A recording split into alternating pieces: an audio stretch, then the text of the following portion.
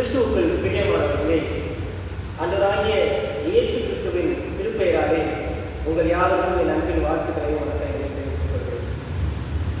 முதலாவது இந்த வாய்ப்பை கொடுத்த நமது சேகர் ஆயர் அவர்களுக்கும், செயலர், பொருளர் மற்றும் சேகர் குழு உறுப்பினர்கள் அவர்களுக்கும், திருச்சபை மக்கள் அவர்களுக்கும் நன்றியை தெரிவித்துக் கொள்கிறேன்.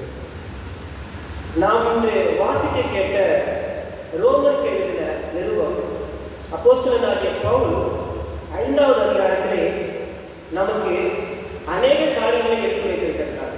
இந்த காரியங்களே நாம் பார்க்க வேண்டியது என்னவென்று சொன்னால், முதலிலே கடவுளை நாம் எப்படி அறிவது, கடவுளை நாம் எந்த நிலைகளிலே அறிவது, கடவுள் நம்முடைய வாழ்க்கையிலே எப்படி செயலாற்றினார் என்பதை நாம் சிந்திக்கப் போகிறோம். இந்த நாளிலே நாம் வாசிக்க கேட்ட பகுதியிலே ரோமர் எழுதின நிருபம் 5வது அதிகாரம் 9வது வசனத்தை யாராவது வாசிக்கிற 9, 8, 9. நாம் பாவிகளாய் இருக்கையில் கிறிஸ்து நமக்காக மரித்ததினாலே தேவன் நம்மை வைத்த தமது அன்பை விளங்க பண்ணுகிறார். இப்படி நாம் அவருடைய இரத்தத்தினாலே நீதிமான்களாக்கப்பட்டிருக்க போகராக்கினைக்கு நீங்களாக அவராலே நாம் ரட்சிக்கப்படுவது அதிக நிச்சயமாமே. இதுல நம்ம பார்த்தோம் அப்படின்னு சொன்னா, நாம் பாவிகளாய் இருக்கையில் கிறிஸ்து இயேசு நமக்காக மரித்திருக்கிறார். நாம் பாவிகள். நாம் பாவிகளாக இருக்க பட்சத்தில் தான் கிறிஸ்து இயேசு நமக்காக ஜீவனை கொடுத்திருக்கிறார், நமக்காக சிலுவையிலே மரித்திருக்கிறார். அப்படி பாவிகளாக இருக்கும் பட்சத்தில் தேவன் நம்மேல் வைத்த அன்பை அந்த இடத்துல என்ன பண்ணார்னா விளங்க பண்ணுகிறார். அப்ப நாம் இந்த வசனத்தில் இருந்து நாம் கற்றுக்கொள்ள போகிறது என்னவென்றால், நாம் பாவிகளாக இருக்கையில் கிறிஸ்து நமக்காக மரித்ததினால். இன்றைக்கும் பாருங்க, கிறிஸ்து நமக்காக மரிக்கிறார் அப்படின்னு சொன்னா நம்ம என்னவா யோசிப்பாங்க. நம்ம பாவிகள் நம்ம உணராமே இருக்கு. பாவிகள் அப்படிங்கிறது நமக்கு எப்ப தெரிகிறது, நான் பாவி என்று எப்பொழுது நாம் உணர்கிறோம் என்று சொன்னால், கிறிஸ்து இயேசு நமக்காக சிலுவையில் மரித்ததினாலே. அவர் மரித்த மாத்திரம் அல்ல, தமது அன்பை விளங்க பண்ணுகிறார். தமது அன்பை எவ்விடத்திலிருந்து விளங்க பண்ணுகிறது என்று சொன்னால், அவர் நம்ம மூலியமாக செயல்படுகிறார் என்பதன் மூலியமாக நம்ம கிட்ட இருக்கிற அந்த அன்பை அவர் வெளிப்படுத்துகிறார். அவர் இன்னொரு வசனத்துல நமக்கு தெளிவாக சொல்லுவார். அதாவது 1 கொரிந்தியர் 13வது அதிகாரத்துல நம்மளுக்கு ஆண்டவர் தெளிவாக சொல்லுகிறார். 1 கொரிந்தியர் 13வது அதிகாரம் 4வது வசனம் வாசிங்க. 1 கொரிந்தியர் 13:4. அன்பு நீடிய சாந்தமும் தயவும் உள்ளது. அன்புக்கு பொறாமை இல்லை. அன்பு தன்னை புகழாது, இருமாப்பாய் இராது. அன்பு நீடிய சாந்தமும் தயவும் உள்ளது. அன்புக்கு பொறாமை இல்லை. அன்பு தன்னை புகழாது, இருமாப்பாய் இராது. தேவன் இந்த நேரத்தில் நமக்கு என்னத்தை சொல்றாரு அப்படின்னு சொன்னா, அன்பை வெளிப்படுத்துகிறார். அன்பு நம்மளுக்குள்ளாக எப்படிப்பட்டதாக இருக்க வேண்டும் என்று தேவன் வெளிப்படுத்துகிறார். அன்பு நீடிய சாந்தமும், கர்த்தர் சிலுவையில மரிக்கிறதுக்கு அப்ப நீடிய பொறுமை உள்ளவராக இருந்தா நம்ம பார்க்கிறோம். தம்மை தாமே தாழ்த்தினார் நம்ம சொல்லி பார்க்கிறோம். அந்த மாதிரி நீடிய சாந்தம் யாராலே நமக்கு உண்டாயிருக்கிறது என்று சொன்னால் அவராலே உண்டாயிருக்கிறது. அதே மாதிரி தான் நம்ம கொரிந்தியர்ல, நம்ம கலாத்தியர்ல வாசி பார்த்தோம்னா அன்பின் வெளிப்பாடுகள் நமக்கு நிறையாவே தெரியும். அன்பின் இலக்கணமாக நமக்கு இந்த கொரிந்தியர் இந்த மற்ற விஷயங்கள் எல்லாமே நமக்கு அப்போஸ்தலனாகிய பவுல் நமக்கு எழுதி வச்சுட்டு போயிருக்காரு. இதுல நம்ம பார்த்தோம் அப்படின்னா, அந்த நீடிய சாந்தம் நமக்கு எதுல இருக்குன்னா, கலாத்தியர்ல நீங்க வாசி பார்த்தீங்கன்னா நமக்கு தெரியும். நீடிய சாந்தம் நமக்கு தெரியும். தயவு, நற்குணம், விசுவாசம் இதெல்லாம் தெரியும். இதெல்லாமே நம்மளுக்கு ஆவியின் கனியாய் நம்மளுக்கு கொடுக்கப்பட்டிருக்கிறது. அப்ப இந்த அன்பு நம்மளுக்கு பொறாமை வராத ஒரு அன்பாக இருக்க முடியாது. அதே போல அன்பு தன்னை புகழாது. அன்பாய் நம்ம ஒரு இடத்துல இருக்கும் பொழுது அன்பு என்ன புகழாது, இருமாப்பாய் இருக்கும். நமக்கு தேவன் கற்பித்த 2 விஷயங்கள் என்னவென்று சொன்னால், உன்னிடத்தில் அன்பு போல பிறரிடத்திலையும் அன்பு செலுத்து அப்படின்னு தான் நமக்கு சொல்லியிருக்காரு. அப்ப நம்ம எப்படிப்பட்டதான ஒரு அன்பை நாம் இந்த இடத்துல விதைக்க போகிறோம். ஏனென்று சொன்னால், தேவன் நம்ம அன்பு எப்படிப்பட்டதா இருக்கிறதோ அதே அன்பை நாம் மற்றவர்களிடத்திலையும் என்ன பண்ண வேண்டும், காட்டணும். அப்படிப்பட்டதாக நம்ம வாழணும். அதே மாதிரி நம்ம இன்னொரு வசனத்தையும் நாம் பார்க்கலாம். 1 பேதுரு 4வது அதிகாரம் 1 பேதுரு 4வது அதிகாரம் 8வது வசனம். எல்லாவற்றிற்கும் மேலாக ஒருவரில் ஒருவர் ஊக்கமான அன்புள்ளவர்களாய் இருங்கள். அன்பு ஆமா. அப்ப அன்பு திரளான பாவங்களை மூடும். அப்ப நம்மளுக்கு பாவங்கிறது நம்மளுக்கு தெரிய வருது. ஏன் தெரிய வருது?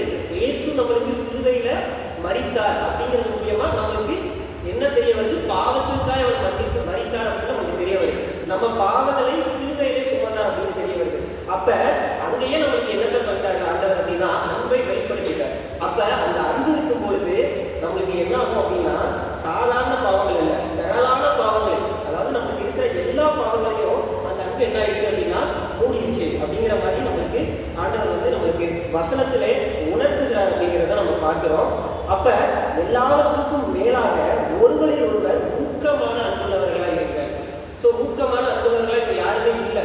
இங்கிட்டு பார்த்தா பொறாம, பக்கத்து வீட்டுக்காரங்களோட சண்டை, அங்கிட்டு பார்த்தீங்கன்னா இந்த மாதிரி நிறைய நடக்கும். அப்ப அன்பா நம்ம இருக்க நம்ம என்ன பண்ணணும்? பழகிக்கணும், மற்றவர்களிடமும் நம்ம அன்பா இருக்க கற்றுக் கொடுக்க வேண்டும். ஸோ இதைத்தான் ஆண்டவர் வெளிப்படுத்துகிறார். ஆண்டவர் சொன்ன ஒரு காரியம் என்னன்னு சொன்னால் அன்பு.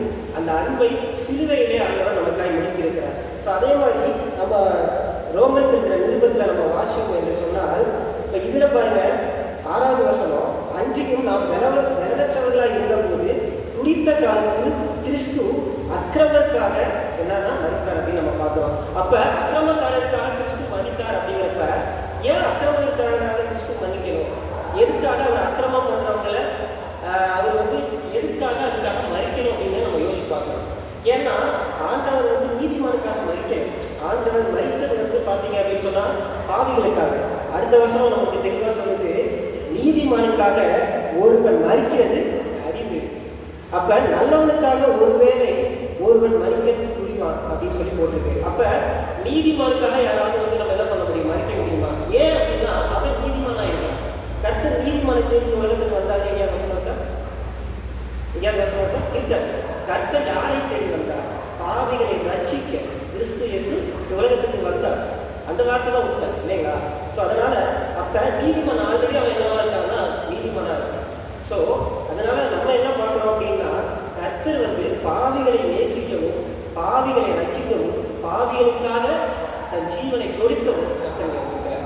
ஸோ அதே மாதிரிதான் நீங்க 5வது வசனத்துல பார்த்தீங்க அப்படின்னு சொன்னா, மேலும் நமக்கு அருளப்பட்ட பரிசுத்த ஆவியினாலே தேவ அன்பு நம்முடைய இருதயங்களில் ஊற்றப்பட்டிருக்கிறபடியால் அந்த நம்பிக்கை நம்மை வெட்கப்படுத்தாது. அப்ப இதுல இருந்து நம்ம என்ன பார்க்கிறோம் அப்படின்னு சொன்னா, பரிசுத்த ஆவியினால நமக்கு என்ன ஆகுது அப்படின்னா தேவ அன்பு நம்ம மேல போகுது. அப்ப தேவ அன்பு ஒவ்வொருத்தவங்களுடைய இருதயங்களிலும் ஊற்றப்பட வேண்டும். ஸோ அதைத்தான் சொல்றாரு இங்க அப்போஸ்தலனாகிய பவுல் நமக்கு தேவ அன்பு ஒவ்வொருத்தவங்களுடைய இருதயங்களிலும் ஊற்றப்பட வேண்டும் என்று சொல்கிறார். அப்ப அந்த நம்பிக்கை இருக்கும் பொழுது நம்ம என்ன பண்ணாங்க? வெட்கப்படுத்தாது. ஏன் அப்படின்னு சொன்னா, ஏன் பரிசுத்த ஆவியில இருக்கும் பொழுது நம்ம தேவ அன்பு ஊற்றப்பட வேண்டும் என்று சொன்னா, யாரும் பரிசுத்தம் இல்லாம கர்த்தரை என்ன பண்ண மாட்டோம்? தரிசிக்க மாட்டோம். அப்ப நம்ம உள்ள வரப்பே நம்ம என்ன சொல்றோம்? பரிசுத்த ஆவியானவரை நம்ம என்ன பண்ணணும்? கர்த்தரை புரிந்து கொள்ளணும். ஸோ அதை தான் நீங்க ஆண்டவர் சொல்றாரு. அப்படிங்கிறப்ப நம்ம பரிசுத்த ஆவியானவரே கர்த்தருடைய நம்ம சன்னதிக்கு நம்ம என்ன பண்றோம்? வர ஆயத்தமா இருக்கணும். அப்ப நம்ம வந்திருக்கிறோம் என்று சொன்னால் அப்போ ஒவ்வொரு இருதயங்களிலும் என்ன இருக்கும்? தேவனுடைய அன்பு ஊற்றப்பட்டிருக்க வேண்டும். அதைத்தான் தேவன் சொல்றாரு. அதே மாதிரி இந்த வசனத்துல அதே ரோமர் நிருபத்துல நீங்க பார்த்தீங்க அப்படின்னு சொன்னா,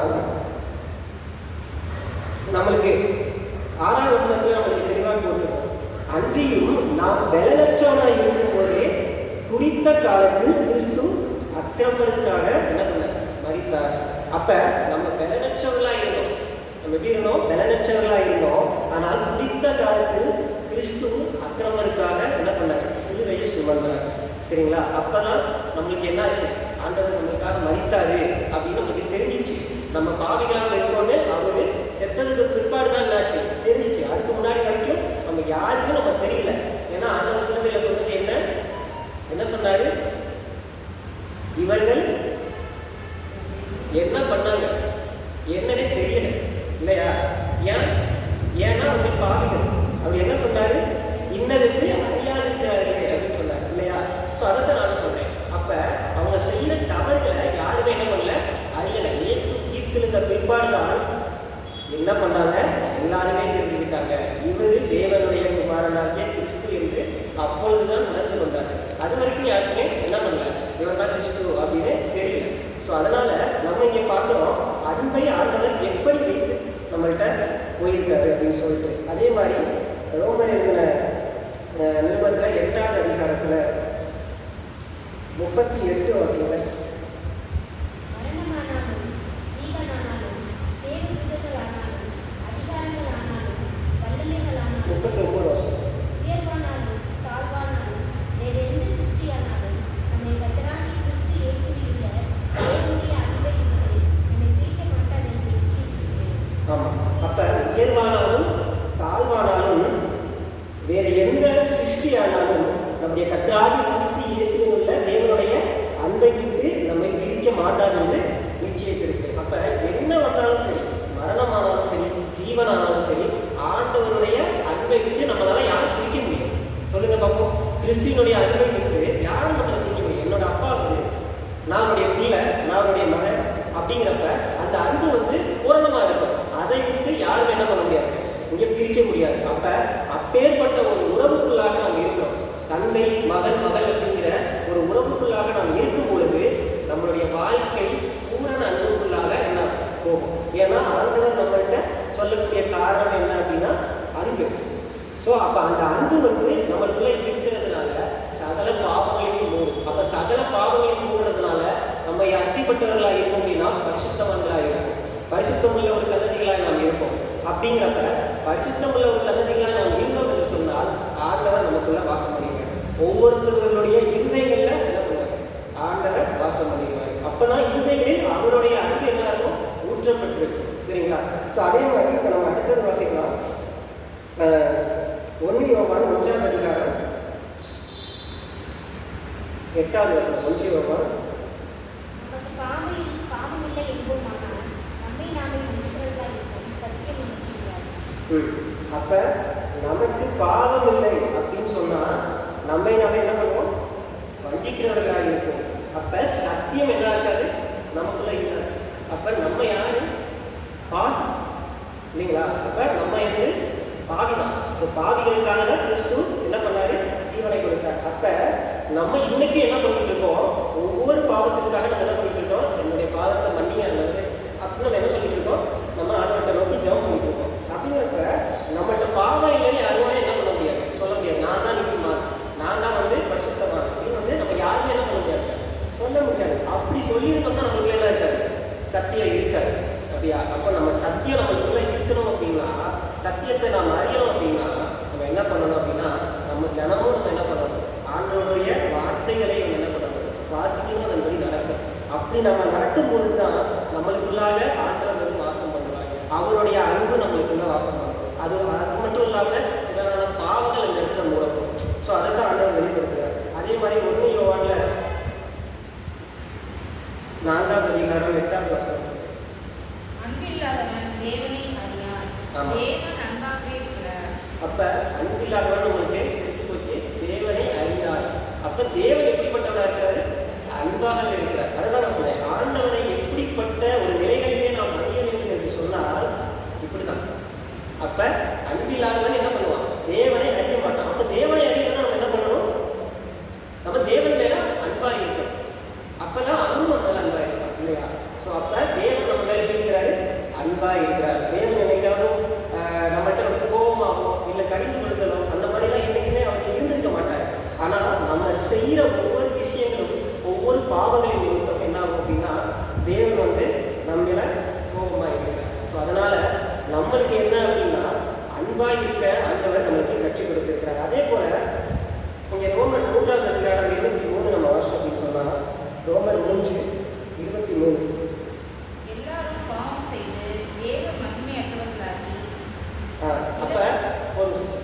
அப்ப எல்லாரும் பாவம் செய்து தேவ மகிமையற்றவர்களாகி. அப்ப நம்ம எல்லாருமே என்ன பண்ணோம்? பாவிகளாய் தான் இருக்கணும் இல்லையா? அப்ப பாவிகளாய் நாம் இருக்கும் பொழுது தேவ மகிமையை நம்ம என்ன பண்ணிடணும்? இழந்து போயிடணும். ஸோ அதனால நம்ம பாவிகளாய் இருக்கும் பட்சத்தில் இன்றைக்கு நம்முடைய ஆண்டவர் நமக்காய் மரித்தார், நமக்காய் சிலுவையை சுமந்தார், நமக்காய் ஜீவனை கொடுத்தார் என்று நாம் என்றைக்கு நாம் விசுவாசிக்கிறோமோ அன்னைக்கு தான் நம்ம என்ன பண்ணுவோம்? பாவத்திலிருந்து நம்ம வெளியில வர முடியும். அப்பதான் நம்ம எப்படிப்பட்டவர்களாக இருப்போம் அப்படின்னா மகிமை உடையவர்களாக இருப்போம். மகிமை அற்றவர்கள் இல்லை, மகிமை உடையவர்களாக நம்ம என்ன பண்ணுவோம்? மாறுவோம். அப்ப ஆண்டவருடைய மகிமை நம்ம மேல தங்க வேண்டும் என்று சொன்னால் நம்ம என்ன பண்ணணும்? ஆண்டவருக்காய் கொடுத்த, ஆண்டவர் நமக்காய்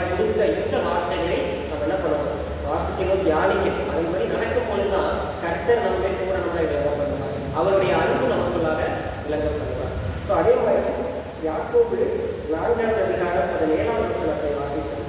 யாக்கோபு 4:18.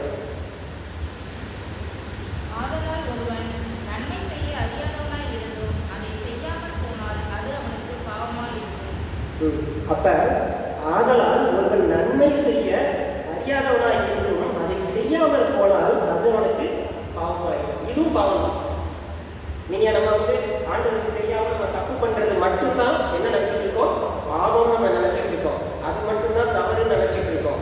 நம்ம வீட்டுல சண்டை போடுறோம், இல்ல அவங்க மேல எரிச்சலா இருக்கும், இல்ல பக்கத்து வீட்டுக்காரங்க இது பண்றோம் அது பண்றோம், இதை மட்டும்தான் நம்ம பாவம் நினைச்சிட்டு இருக்கோம். ஆனா இங்க யாக்கோபு நம்மளுக்கு தெளிவா சொல்கிறது, ஒருவன் நன்மை செய்ய அறிந்தவனா இருந்தும் அதை செய்யாமல் போனால் அதுதான் பாவமா இருக்கு. அப்ப இன்னைக்கும் நம்ம வெளியில பார்க்கிறோம், நம்ம நன்மை செய்யணும்னு நம்மளுக்கு தோணுது, ஆனா என்ன பண்ண முடியல, செய்ய முடியல. ஸோ என்ன நினைக்கிறோம், நம்மளுக்கு நம்ம மணி வேஸ்ட் ஆகிடுமோ, இல்லை வேற ஏதாவது வந்துடுமோ, நம்மளுக்கு அவனுக்கு செஞ்சு நம்மளுக்கு என்ன பிரயோஜனம் அப்படின்னு நம்ம யோசிக்க ஆரம்பிச்சோம். ஸோ அப்படி யோசிக்கிறப்ப நம்மளுக்கு என்ன ஆகும் அப்படின்னா, அதுவே உங்களுக்கு அந்த பாவமா இருக்கும் அப்படின்னு அதுதான் வசனம் சொல்லுது. அப்ப பாவத்திற்கு இங்கே இவ்வளோ டெஃபனிஷன் இருக்குது. நம்ம வேதாகமத்துல நம்மளுக்கு இவ்வளோ டெஃபனிஷன். அப்ப பாவம் என்னவா இருக்கும் அப்படிங்கிறத நாம சிந்திச்சு பார்க்கணும். அப்ப அன்பு இந்த இடத்துல என்னவா இருக்கும்? நான் ஏன் ரெண்டுத்தையும் நான் கம்பேர் பண்றேன்னா, அன்பும் பாவங்களை நம்மளுக்கு என்ன ஆகும், திரளான பாவங்களே உங்களுக்கு மூடும். அதே மாதிரி எது பாவமா இருக்குங்கிறத நான் இந்த இடத்துல உங்களுக்கு சொல்லியிருக்கேன். அப்ப ஆண்டவர் நம்ம கிட்ட என்னத்தை சொல்றாரு அப்படின்னா, ஆண்டவரை நாம் எப்படி அறிவது என்று சொன்னால் அன்பின் மூலியமாக அவருடைய சிலுவையில் அவர் நமக்காக சிந்தின ஒரு ரத்தம் நம்ம என்ன பண்ணுங்க, சுத்திகரித்துக் கொண்டிருக்கிறது. அந்த பாவத்துல நம்ம விழுந்ததுனாலதான் ஆண்டவர் நமக்காக நினைத்தார். அப்படிங்கிறப்ப அந்த பாவமும் அந்த அன்பும் என்ன ஆயிருக்கு, ஒன்னா இணைஞ்சு. புரியுதுங்களா? அன்பு திறனான பாவங்களை மூடும் அப்படின்னு நம்ம வாசிக்கிறோம். அப்ப அன்பு தான் நம்மளுக்கு மூடுது. அதனாலதான் ஆண்டவர் அன்பாகவே இருக்கிறார். புரியுதுங்களா? அப்ப அன்பா இருக்க நாம் பழகிறோம், நாம் கற்றுக்கொண்டோம் என்று சொன்னால் நம்மளுக்கு என்ன ஆகுது, பாவம் நம்மளுக்குள்ளாக வராது, பாவம் நமக்குள்ளாக பிரவேசிக்காது. அப்ப இதைதான் ஆண்டவர் சொல்றாரு, ஆண்டவரை எப்படி அறியணும், அன்பின் நிமித்தமாக. சரிங்களா? ஸோ அப்படிதான் நம்ம அறிய முடியும். ஏதோ நம்ம தினமும் சர்ச்சைக்கு வர்றது மூலியமா இல்லை நம்ம என்ன பண்றோம், இந்த மாதிரி நம்ம யோசிச்சு ஆண்டவரை அறிகிறோம் அப்படின்னு கிடையாது. நம்மளுடைய தனிப்பட்ட வாழ்க்கையில நாம் ஆண்டவரோடு எப்படி இருக்கிறோம் அதை யோசிப்பாரு. ஆண்டவர் மேல அன்பா இருக்கிறோம். நம்ம இங்க நம்ம ஆலயத்துக்கு வரப்போ நம்ம பயன்படுத்தி ஆகும். ஆனால் வீட்டுக்கு போனதுக்கப்புறம் நம்மளுக்கு அதுக்கப்புறம் இருக்கிற நிலைப்பாடுகள் அங்கே என்ன வேணாலும் இருக்கும். ஸோ அப்படிங்கிறப்ப அந்த நேரத்தில் நம்ம ஆண்டவரை என்ன பண்ணணும், பின்பற்றணும். ஸோ எந்நேரமும் நம்ம என்ன பண்ணணும்னா, நம்ம சிந்திக்கக்கூடிய ஒரு விஷயம் என்னவா இருக்கணும் அப்படின்னா, ஆண்டவரை பற்றி நம்ம சிந்திக்கணும். அவர் நம்மளுக்காக செயலாற்றுகிற அந்த விஷயங்களை நம்ம என்ன பண்ணணும், சிந்திக்கணும். அப்படி சிந்திக்கும் பொழுதுதான் ஆண்டவர் நம்ம இருக்கிற அன்பை நம்ம விளங்க பண்ணுவார். ஸோ அதே மாதிரி இப்போ நம்ம அன்புக்கு நம்ம இவ்வளோ டெஃபனிஷன் நம்ம சொன்னோம்.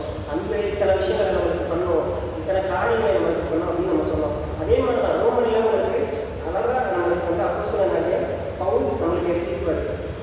அது மாத்திரமல்ல, 3ஆம் வசனத்தில் உபத்திரவம் பொறுமையையும், பொறுமை பரீட்சையையும், பரீட்சை நம்பிக்கையையும் உண்டாக்குதென்று நாங்கள் அறிந்து உபத்திரவங்களையும் மேன்மை பாராட்டுகிறோம். அப்ப இந்த இடத்துல நம்ம கொஞ்சம் நிதானத்தை நம்ம யோசிக்கணும். என்ன யோசிக்கணும் அப்படின்னா, ஒரு கஷ்டம் வந்துருச்சு, ஒரு உபத்திரவம் வந்துருச்சு அப்படின்னா நம்ம என்ன பண்றோம், ஆண்டவருக்கு பின்வாங்கிடும், விலகி போயிடுறோம். ஏன் எங்களுக்கு இந்த சோதனை கொடுத்தீங்க, இந்த கஷ்டத்தை கொடுத்தீங்க, எதுக்காக இந்த உபத்திரவத்தை நீங்க எங்களுக்காக கொடுத்தீங்க அப்படின்னு சொல்லி நம்ம ஆண்டவரை கேள்வி கேட்க ஆரம்பிக்கிறது. அப்படி கேள்வி கேட்க ஆரம்பித்து விடுகிறோம் அப்படிங்கும் பொழுது ஆண்டவர் என்ன பண்ணுவார், அதுக்கு பதில் கொடுப்பாரு. நம்ம ஆண்டவரை போயிட்டு என்ன பண்றப்ப கொஸ்டின் கேட்டுருக்கோம், எதுக்கு இது, எதுக்காக இது. ஆனா அந்த தெளிவாய் சொல்கிறார், உலகத்திலே உபத்திரவம் உண்டு. அதனாலதான் இந்த தெளிவா போட்டாரு, உபத்திரவம் எப்படி இருக்கணுமா, பொறுமையை. இங்க பாருங்க, அந்த கமா போல சேர்த்துதான் அந்த வேலை போட்டிருக்காங்க. உபத்திரவம் பொறுமையையும், பொறுமை பரீட்சையையும், பரீட்சை நம்பிக்கையையும் உண்டாக்குகிறது என்று நாங்கள் அறிந்திருக்கிறோம். அப்படிதான் வசனம் இருக்கு. ஸோ அந்த உபத்திரவத்திலேயும் நம்ம என்ன பண்ணணும், கர்த்தரை மேன்மை பாராட்ட வேண்டும். நம்ம பின்வாங்கிடக்கூடாது. அப்படி பின்வாங்கினா யோகோடைய நிலைமை என்ன இருக்கு யோசிச்சு பாருங்க. புரியுதுங்களா? ஸோ அதனால ஃபர்ஸ்ட் லார்ட் என்ன அப்படின்னு சொல்றாரு. யார் சொல்றா? யோகோடைய மனைவி என்ன சொல்றா? ஆண்டவரை யோசிச்சு ஜீவனை விட்டு அப்படின்னு சொல்றா. ஆனா அப்படி செஞ்சாரா? அப்படி செய்யலை. கடைசி வரைக்கும் ஆண்டவரை அவர் பிடித்து கொண்டு இருந்தார். அப்படி இருக்கும் பொழுதுதான்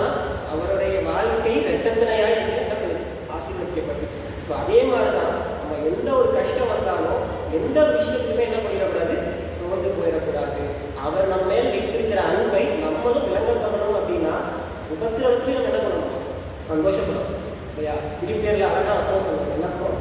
கர்த்தருக்குள் எப்பொழுதும் சந்தோஷமாயிருங்கள் என்று மறுபடியும் சொல்லுகிறேன். அது நம்ம எல்லாத்துக்குமே தெரிஞ்ச வசனம் தான் இல்லையா?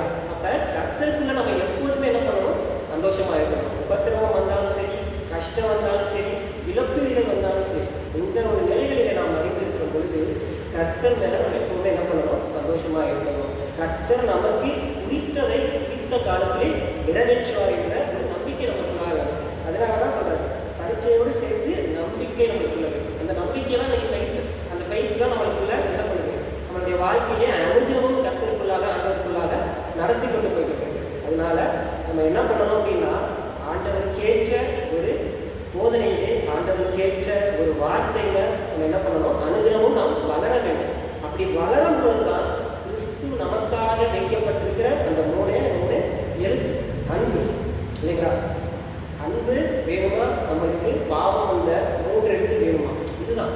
ஸோ நம்மளுக்கு எது வேணுங்கிறத நாம என்ன பண்ணணும்? விரும்பணும் இல்லைங்களா? இது நம்மளோட சாய்ஸ் தானே. ஆண்டவர் உபாகமத்தில் அடிக்கிற மொழியில் என்ன சொல்லியிருப்பாருன்னா, உங்களுக்கு ஆசீர்வாதம் வேணுமா இல்லை சாபம் வேணுமா அப்படின்னு கேட்டிருப்பாரு. அப்போ நம்ம எது வேணுங்கிறத நம்மளுடைய சாய்ஸ் இல்லையா? ஸோ நம்மளுடைய சாய்ஸ்க்கு ஆண்டவர் விட்டுட்டாரு. ஸோ அதான் ஆண்டவர் தெளிவாக சொல்லியிருப்பாரு. அதாவது என்ன சொல்லியிருப்பாரு? ஏதேன் தோட்டத்தில் இருக்கிற எல்லா பூச்சங்களில் என்ன பண்ணலாம்? புசிக்கலாம். ஆனால் இந்த மரத்தில் இருக்கிற இந்த ஒரு கனியை மட்டும் என்ன பண்ணக்கூடாது? புசிக்க கூடாது அப்படின்னு சொல்லியிருப்பாரு. சரிங்களா? அப்போ நம்மளுக்கு சாய்ஸ் கொடுத்துருக்காரு. எல்லாத்தையும் நான் கொடுத்துட்டேன், இது ஒன்று மட்டும் வேணாம்ப்பா. அப்போ அது மூலியமாக தான் நமக்கு என்ன வந்துச்சு? பாவம் உலகத்திற்கு வந்தது. சரிங்களா?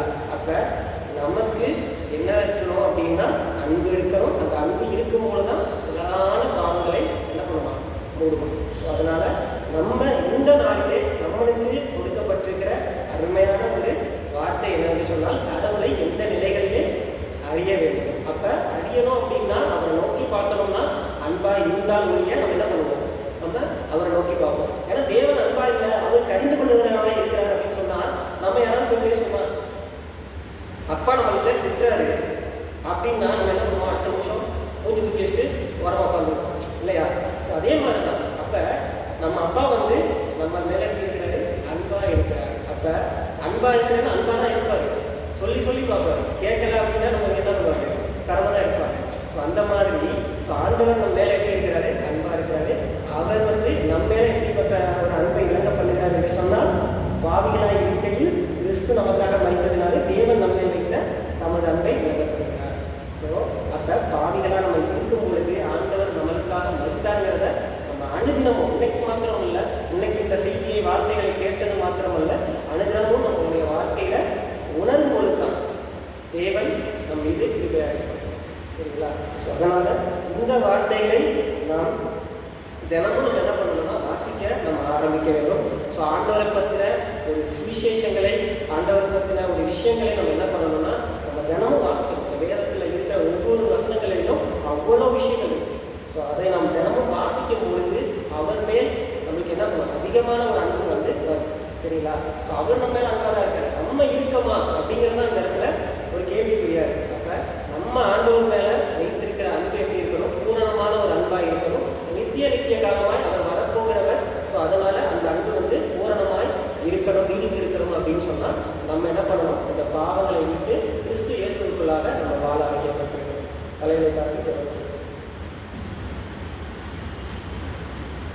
மகா இறக்கமும் கிருபையும் உள்ள நல்ல ஆண்டவர், இந்த நல்ல நாளை கொடுத்ததற்கான செலுத்துவதற்காக ஆண்டவரே, இந்த வார்த்தைகள் மூலியமாய் ஆண்டவரை பேசுவதற்காக நாங்கள் செலுத்துகிறோம். ஆண்டவரை கர்த்தர் இந்த வார்த்தைகளை ஆண்டவரை மூலியமாக வெளிப்படுத்துவதற்காக நாங்கள் செலுத்துகிறோம். ஆண்டவரை இந்த வார்த்தைகள் ஆண்டவரை மற்றவர்களுக்கு ஒரு பிரயோஜனம் உள்ளதாக, ஒரு ஆதாரம் உள்ளதாக, ஆண்டவரே இது கிறிஸ்துவை நோக்கி பயணிக்கக்கூடிய ஒரு வார்த்தையாக, ஒரு செய்தியாக கடந்து செல்ல வேண்டும். ஆண்டவர் இந்த நேரத்தில் அப்பா ஆண்டவரே, இவ்வளோ நேரம் என்னுடைய வாயில் வார்த்தைகள் ஆண்டவரே மரத்திலிருந்து ஆண்டவரே வந்த வார்த்தைகள் அப்பா. ஸோ அதை இவர்களுக்கு சாட்சியாக வெளிப்படுத்துவதற்காக நாங்கள் செலுத்துகிறோம். ஆண்டவரே தொடர்ந்து இவர்களோடு நீ வார்த்தை மூலியமாக பேசுக, அடுத்த நம்ம வழிநடத்துவே காத்துக்கிறோம். எல்லாவற்றையும் காட்டுல வைத்து சமர்ப்பித்து செலுத்தோம். நிச்சயம் உள்ள